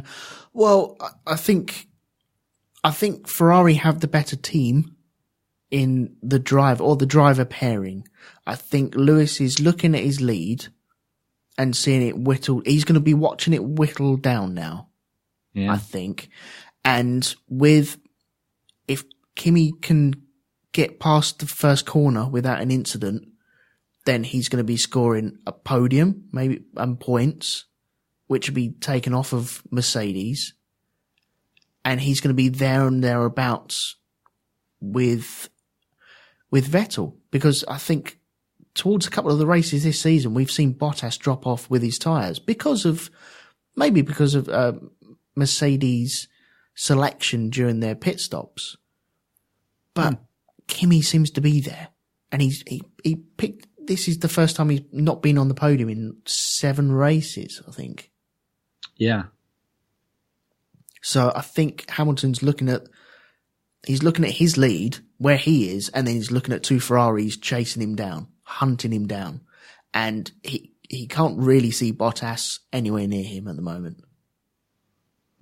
He's head and shoulders above Bottas, and there's no doubt about it. And I argue with anyone that thinks that Bottas is anywhere near Hamilton's lead. He's not world championship material, I don't think, at all. No way. I always find it difficult to make that call. I think if the stars were to align for him, yes, but I don't think he's able to fight in the same way we're seeing with Lewis and Vettel. Yeah, I think I just don't think he's there. Don't think he's there. But there's a couple other things I did want to talk about in the race, if that's all right. We had Hartley and Ericsson putting on quite a good show, I felt. They were trading places on a number of laps as well. You'd almost think they were trying to say, we're still here, we'd like drives next year, please. But it was good. Yeah, maybe the DRS had a bit to play in this. Well, it definitely did have a bit to play in this, but it's not like a car got past and then romped off into the distance. They were still evenly matched, and I think their racecraft kept them both in contention to where they're in 2 totally different cars, 2 totally different power units, and the Honda it was a match for that Alfa Romeo in the back. So I thought that was good. I really enjoyed that. Bottas, watching him coming through the field, I thought he might get to the mid-pack, maybe 8th, and then stall. But he progressed, and I think that's slightly to do with the track that he was on. It's the DRS was really strong, but the engine in the back of that Mercedes is bloody strong. And he also made a move on Gasly going into Eau Rouge, which I thought was slightly ballsy.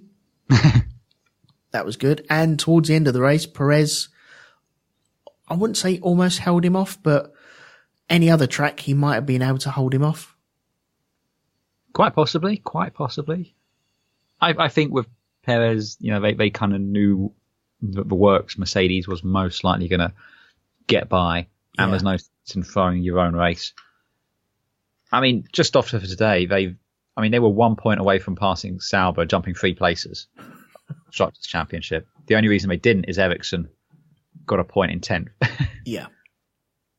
And who would know that he would be that far away from Grosjean? Oh, wow, yeah. That's true. So, okay, I'm going to run down the race results. We had Sebastian Vettel winning the race. Lewis Hamilton coming second. He was 11 seconds behind him as well. he gave up towards the end, though. I think at one point he was running, because after his pit stop, which we didn't really talk about, he did the undercut, but he came out behind Verstappen. Yep. And he just wasn't quite able to take advantage of the toe and really propel himself. I just think the Ferrari had the legs on the Mercedes today. Yeah. But yeah, I think realistically Lewis should have been maybe 2 to 3 seconds behind Vettel. But in the latter half of the race, he just kind of cruised. He had a 30-second lead over Verstappen. Yeah, I feel even if Vettel had come out behind Hamilton in the pit stops, I think he would have got him again. Yeah, I think so too. But it was nice to see a change of lead, even though it was on the very first lap. Oh, yeah. and between Hamilton and Vettel as well. So that's what we're paying to see, isn't it? Surely. Anyway, so what else was there? Oh, Max Verstappen ended up on the podium, a distant, 20 seconds from Lewis and almost half a minute in front of Bottas, maybe more than half a minute in front of Bottas. Sergio Perez has had a 5-second penalty added to his time because of the collision with Sirotkin. Oh, did he? Oh, okay, cool. But it didn't affect anything. Yeah, it doesn't change anything, does it? No. Sergio Perez scored the very first points for Formula Point Force India. Esteban Ocon scored the next set of points for his brand new team. Romain Grosjean was sat there grimacing because he's not enough Force India. He wished he'd signed that contract earlier on and taken the Force India when he knew that they were coming into the sport. Who else? Kevin Magnussen was in 8th position, Pierre Gasly 9th, and as you said earlier on, Marcus Ericsson took the final point in 10th position. Mm-hmm. So, do you want to run down the championship standings?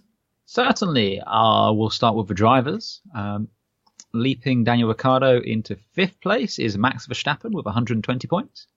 In 4th is Valtteri Bottas with 144. Ben Kimi with 146. Sebastian Vettel still 2nd with 214. And out in the lead is Lewis Hamilton with 231. And on the constructor's standpoint, since Force India has magically ceased to exist and just disappeared, poof, Haas has now moved into 5th. 74. Incidentally, if Force India were still having the points previously, they'd have 77. Renault 4th with 82 points. Then there's a bit of a gap to Red Bull with 238 points. Wow. And then another bit of a gap to Ferrari with 360 points and Mercedes with 375. Excellent. So, I don't think they're going to be too disappointed with today. They maintain both of their leads. Yeah. And they just need to see if they can survive in Monza. Yeah. Well, we're going on to predictions now. So, okay. We'll jump on to predictions right now. Okay. Have you got any history on the Italian Grand Prix? Because it is next weekend, and I'm looking forward to it. Don't you have to do our predictions from the previous race first? Do I have to do what? Sorry. Predictions from Spa first, don't you? Yes, I do. Yes. Oh man. Oh, format is going all over the place. This is the kind of professionalism people have come to expect. You wanted the unedited version. Here it is. Okay. I ain't editing this sucker. So, predictions from last time out. There is one prediction I don't think I can find anywhere. I've been searching around and I can't find it. So if you could look up the fastest pit stop, that would be great while I read these ones out. Well, man will look up thing on internet. Cool. So, while you're doing that, I do have to ask the obligatory question. Do you remember what you went for last time? Hamilton, I believe, on both. Oh, no. Yes, you did, actually. Yes, I'm looking at this the wrong way around. So No. Yes. That's exactly how it went, yeah. Pole position, you went for Hamilton, I went for Vettel. You get a point for that. Congratulations to you. Well done. Yeah. I get no points for that whatsoever. In the race, you went for Hamilton, so you get no points. I, on the other hand, predicted Vettel and then crossed it out and put Kimi. You did, and I seem to recall telling you, are you sure you want to do that? And you said, no, I have written it in pen, and so it will stand. I know. What a fool. What an absolute barking idiot. So, yeah, I lose a point on that. So, yeah, thanks for that, mate. Thanks a lot. Okay. In the third column, we went for fastest pit stop. Which I have here, so. Okay. I went with Kimi Räikkönen. You went with Daniel Ricciardo. Well, I can guarantee the one pit stop Daniel Ricciardo did was not the fastest one. Okay. Yeah, oh, God, yes. Okay, well, then that avoids that. What was the fastest pit stop? Well, I want to tease you, it was a Ferrari. Okay. But it wasn't Kimi. Right. It was a Vettel with a 2.29. Oh, God damn it. Okay, so yes. I think we were trying to clarify with our pit stops. You went with a 2.1 second stop. Mm-hmm. I went with a 2.2 second stop. Yeah, but it only counted if it was your guy. I hate you. God damn it. So, can you hear me writing nil point there? Can you? That's satisfying. I like that. Can you do it again for me? Yeah, fucking scrub all it out. And in our fourth column, which I don't think we're getting any points for this, we wanted to know where Van Dorn would finish. Oh, yeah. That was just, idle curiosity more than anything. Yeah. So where did he finish? Well, shockingly enough, and I was shocked, I'm sure you will be too, he did finish. Yep. In 15th. 15th and last as well. Plumb last. Wow. You predicted that... Let me give you some context, yeah? Yeah.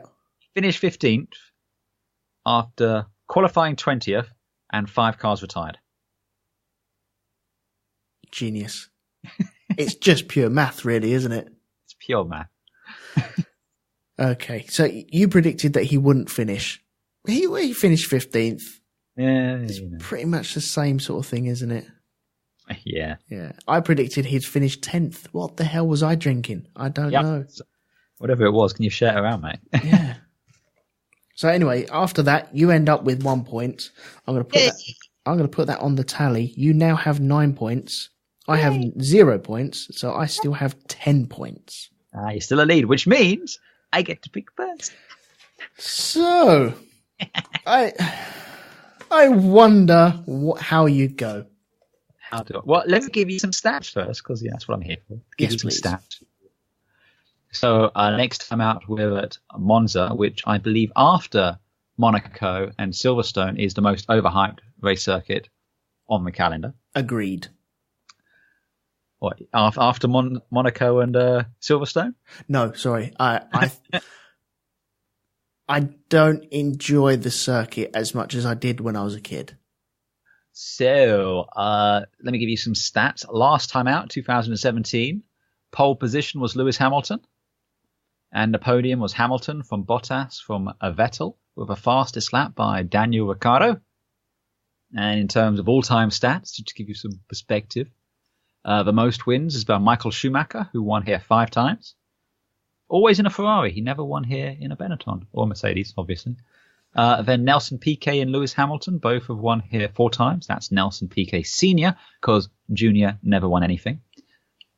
And 3 times by a multitude of people, but including Sebastian Vettel, who won in 2008, 2011, and 2013. Was 2013 a Ferrari? No, that would have been a Red Bull. Yeah, so he's never won here in a Red Bull. No, hang on. Would it have been a Red Bull? No, it might have been in the Ferrari, yeah. In a Ferrari, I think. No, it wouldn't have been. It was a Red Bull. Okay. It was a Red Bull. Yes, yes. And in terms of all-time constructor wins, Ferrari have won here 19 times, McLaren 10, Alfa Romeo and Mercedes 8 apiece, 6 for Williams, 5 for Lotus. Rather disturbingly, 3 times for Auto Union, which has a swastika on its flag. Jesus. There you go. So yeah, there you go. There's your stats. All your stats. Okay. So with all that in mind, would you like me to put Vettel down in both your columns right now? Well, you see, I'm torn at the minute. I'm torn in 3 directions. Okay. The smart money for me still says Hamilton to do this. And I know everything I've said, but I do think, normally speaking, he's able to pull out the most. But the Ferrari did do a lot better in Spa. And I think, for the most part, it's been on an upward swing. It's had a few hiccups, especially when the weather's been a bit dodgy. I can't even remember the last time it rained in Monza. I think it might even be Sebastian Vettel's first win. It might well have been that. So it's been a while since that happened. But equally, the opportunity to troll you and to say Kimi Räikkönen on both of these is very strong. So you can see how I'm being torn in this multitude of directions here. I'm sorry I'm tearing you apart, Lisa. You are tearing me apart. Oh, hi, Mark. So I tell you, I think I'm gonna go with Vettel for pole. You're going with Vettel for pole. Okay. Vettel for pole. Yeah. Okay, I'm gonna go with Kimi for pole. Okay. And for the race? Win. Ooh, I'm going to go with Hamilton. Okay. As much as I would love Kimi Räikkönen to win, I have to go with the smart money, which would say even if he was leading, I feel that Ferrari might turn around and say, let Vettel win. That depends on Vettel being in second place. It does, yeah. Because if third or fourth, then he can't easily let him through. Oh, what do I do? Oh. Well, what you do is you put one down, and then you change your mind and cross it out, put the other one down, and then when the first one ends up being the right answer, you blame me. Yeah, that's right, yeah. No, I'm not going to cross any out today. Oh, God. Would they swap them around? God, yeah. But they didn't in Austria, though, did they?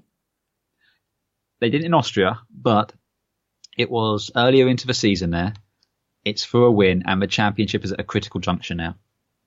Also, I think at this point, mathematically, Kimi could have still technically won back in Austria. I don't think he can anymore. Where is he? He's on 146. Yeah. I don't know how many points are left. But I'll tell you something else to bear in mind here. He's only 2 points ahead of Bottas. They might want to preserve a third for Ferrari. Yeah. No, he can still mathematically win it. There's plenty of points left on the board. Yeah, but only if Vettel's no longer racing. Yeah, and Hamilton as well, yeah. Right, if he does win, and I put Vettel down, then I'm going to be happy because Kimi's won. Yes, you are. And that null and voids me losing a point. I don't care. I'm really happy that Kimi's won. Especially in a Ferrari at Monza. Seems entirely reasonable to me.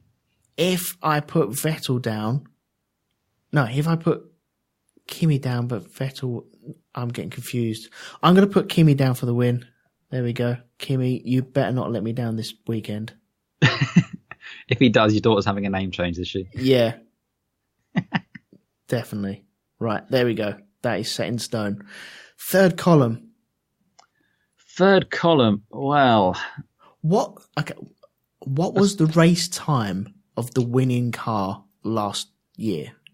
Last year, so the 2017 race. Because this is normally one of the fastest races, isn't it? It is. The race time was 1 hour, 15 minutes, 32 seconds, and 3.12 fractions of that. Shall we go for the race time? The total race time? Yeah, total race time sounds like a good one. Yeah? It's a different one, isn't it? It is. I don't think we've done it yet this year. So I think that's 'Tis a worthy one. Okay. And I'll give one a bit of comparison. So this is the winning race time from Spa last year. No, Italy. No, I'm giving you last year's Belgium and this year's Belgium. Oh, okay, good man. Yes, okay. Spectrum change. So last year, Lewis won with a 1 hour, 24 minutes, 42 seconds, 8.24 fractions thereof. Mm-hmm. This year, Seb won with 1 hour, 23.34.476. So he was a whole minute and 10 seconds faster. Even with a safety car? Even with a safety car. That being said, was there a safety car last year? I don't think there was. Or was that was, no, it wasn't Hulkenberg, was it? Crashing. That was 2 years ago. That was 2 years ago. Anyway, it was a lot faster. So, the cars are, on the whole, a lot faster this year than they were last year. Right. So bear that in mind. So what sort of time are you looking at this time round then? What do you reckon the finishing time will be? Ooh. And I reckon we should be allowed a second either side. Second either side, yeah? Yeah. Okay. Well, last time out, 1 hour, 15:32. I'll go an hour 10. An hour 10. I'll tell you what, I'll give you 15 seconds either side. 15 seconds either side. I think that's fair enough. Okay. So you're going 1 hour 10, yeah? 1 hour, 10 and 30 seconds. 1 hour 10 and 30 seconds. So if the finishing time is 1 hour 10 and 15 seconds, you get a point. Ooh, moment. Was there a safety car last time out? Do you remember? Not as far as I remember, no. Okay, then. In that case, I withdraw my 1 hour 10 and I actually put a 1 hour 13. 1 hour 13. Okay. Yeah. I don't think they're going to be 5 minutes faster. Okay. Wouldn't it be annoying if you went to a race and it was a 1 hour, 10 minute race? Do you think you would have got value for money for that? I mean, you're only talking really 10 minutes difference in run time between this and Spa. Yeah, okay. All right then. Well, 1 minute 13 on the nose then, yeah? 1 minute 13:30. Just 30. You know. Okay, right. I am going to go with... I'm going to go with 1 hour, 21 minutes. Oh, so you are counting on a safety car. You never know. And 20 seconds. There we go. So you're going for 1 hour, 13 minutes, 30 seconds. I'm going for 1 hour, 21 minutes, 20 seconds. 15 seconds either side, plus or minus, and then we get a point. Sounds good to me. Good. Okay, right. That is a very complicated prediction for next week sorted out. Looking forward to it. I'm looking forward to it because it is Formula One. I like the Italian flair. I'm not a fan of this really quick race because it's, like well quick and stuff. I don't want that. It's just dull. Well, it's done. I sit down. So it's done, but it's over quickly at least. Yeah, I've put my bum down. I put my drink down, and then it's over. Mm-hmm. Don't want that. Our costs are longer than that race. Today's bloody well is. Yeah, it is somehow. Apologies for that. Anyway, so that's the race. Are you looking forward to it? Do you like this circuit? I'm usually pretty indifferent to this circuit. It for me, it gets overhyped in the same way Monaco and Silverstone does. Right. It is capable of giving a good race occasionally, but you listen to the way the commentators, the way Ted goes on about it, you'd think it's the second coming, or the third coming of Christ. Yeah. When they go here, it's the cathedral of speed and blah, blah, blah, blah, blah, blah, blah. And it's like, is it though? Yeah. Is it? So you do get some good, you can get good racing here. Not as good as, and I hope we do get some good racing, but I'm not necessarily expecting it. That being said, the new cars, wider tyres and all that jazz, we'll see. I kind of want them to double the length of the amount of laps. I think it's 53 laps. So hit 100 laps and then you'd have a good race. What you really want them to do is bring back the banking. Yeah. Okay. And it'll be like a figure of 8 as well, wouldn't it? You'd leave Spa in Suzuka. Yeah. You'd leave the old circuit at Parabolica and then go onto the old banking the other way round, and then somehow go back onto the start-finish straight. Yeah, I'm down with that. I can't possibly see a way that would possibly go wrong. I thought of another column we could put in for next week. Go on. Who will Lance Stroll be driving for? Oh, you're an arsehole. You're an arsehole. How dare you? Okay, I'm going to say Williams.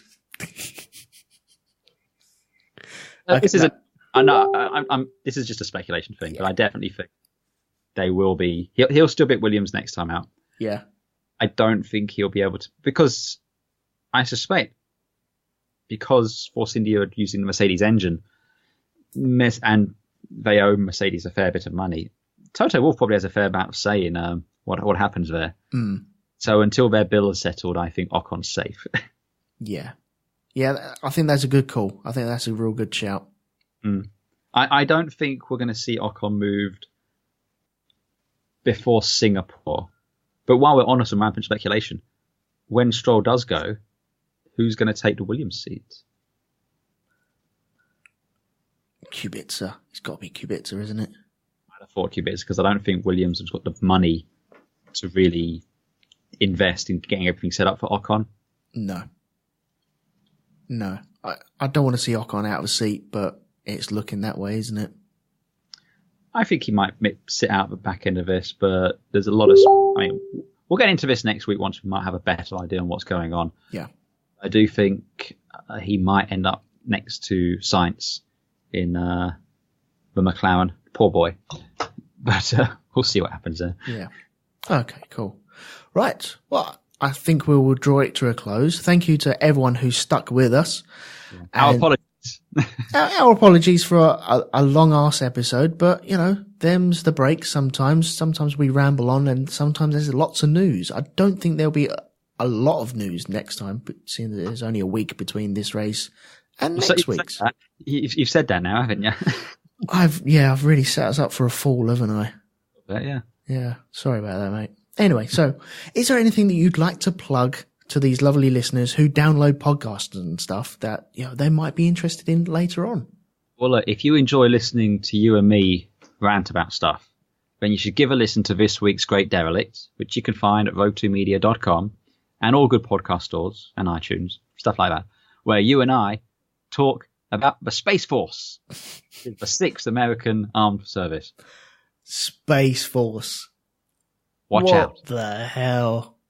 It's a most entertaining cast with perhaps the best outro music ever committed to podcasting ever. So, you used it, did you? You haven't listened to it, so I'm insulted someone. But yeah, I used it. I don't listen to the ones I'm on. Christ. Why would I want to do that? I've actually lived it. Why would I want to listen to it again? So yes, you may go and listen to that. There's plenty of things that me and Elton have done together, all on RogueTwoMedia.com. And just because I like usurping you. And you can listen to Elton also on the Black Dog Podcast, which is located at blackdogpodcast.com and all good podcasting stores. What was the film that we did last week? Do you know? Quiet Place. A Quiet Place, yes. Okay, yeah. If you want to listen to me ramble about that, then yeah, pop along there. What was the potato score in the end? I don't think we had a roast potato score on that one. Ah, that seems like a missed opportunity. It didn't come up at all.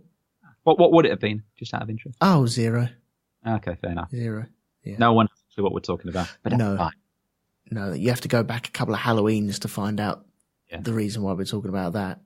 And we're not going to explain it. So yes, there's other stuff in the future. It's all top secret and planning and plotting and all that. But there'll be more content for you lucky people out there. Yes, so that's right. Keep an eye out. And you can also follow us on the Twitters, because I'm at Andy3E. I am Elton McManus, and the cast also has one at Grand Prix Pod as well. Yeah. And as we mentioned at the top, you can send us emails and electronic letters and carrier pigeons to box@grandprixpod.com. That's right, yes. Okay, cool. Right, well, we will leave it there. Thank you to everyone who's listened to this. Thank you to everyone who's made it this far. And hopefully we'll have a nice, quick, nippy one. Hopefully it'll be a quick one next week at the Italian Grand Prix. So until then, thank you very much and goodbye. Ta-ra.